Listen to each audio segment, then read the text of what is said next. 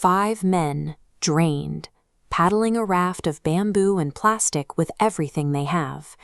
But if you watch closely, they are losing ground. The ocean is actively pushing them backward. They had spent 6 grueling days in the heat building a shelter and scavenging for materials to construct this vessel. That work and physical pain, they were only half a mile from the shore. Even the highest levels of human willpower mean nothing if you're fighting the wrong battle against the environment. To understand why they failed, we have to look at their boat. The engineering was remarkably solid. They secured 4 sealed plastic barrels to guarantee buoyancy, and lashed together a deck using 17 bamboo crossbeams for structural integrity. Their smartest decision was looking to history.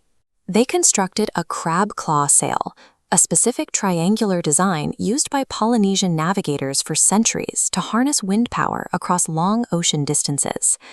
When they first pushed the raft into the water, morale spiked.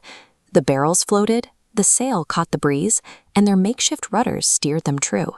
They were moving. If the engineering held together and the crew paddled until they were physically ill, what invisible force actually defeated them? Their launch on the morning of Day 7 coincided with a new moon, which triggers an ebb tide.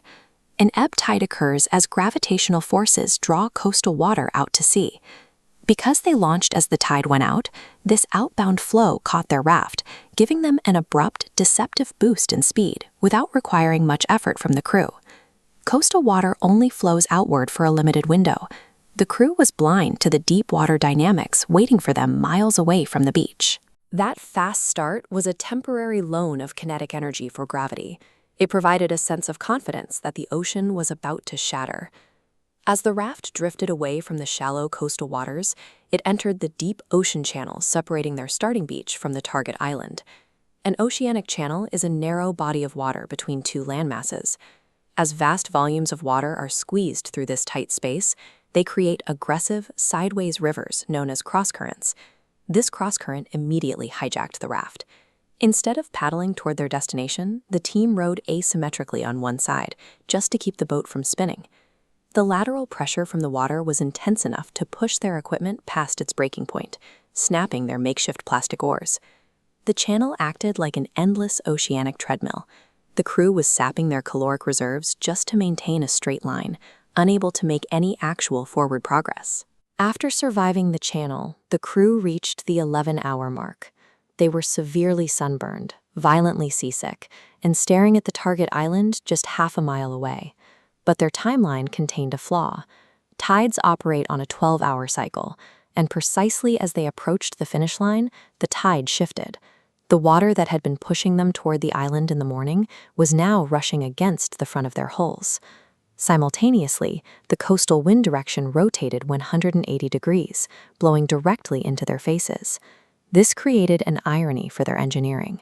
The crab claw sail they built to harness the wind transformed into a giant parachute, catching the headwind and dragging them backward.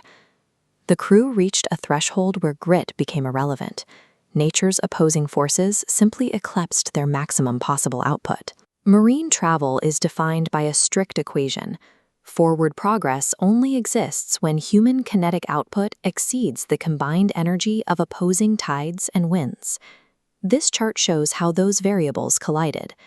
As the hours ticked by, human output degraded due to physical exhaustion. At the same time, the ocean's resistance sharply spiked, creating a point where forward movement became mathematically negative. The ocean operates entirely on fluid dynamics. It is wholly indifferent to a dramatic narrative or a team's suffering. Ancient mariners navigated these exact Pacific waters for thousands of years. They didn't do it by fighting the currents. They mastered tidal timing, riding with the water rather than against it. Scavenging plastic and lashing bamboo can only take a crew so far. To reach the other side, a vessel must move in harmony with the ocean's schedule.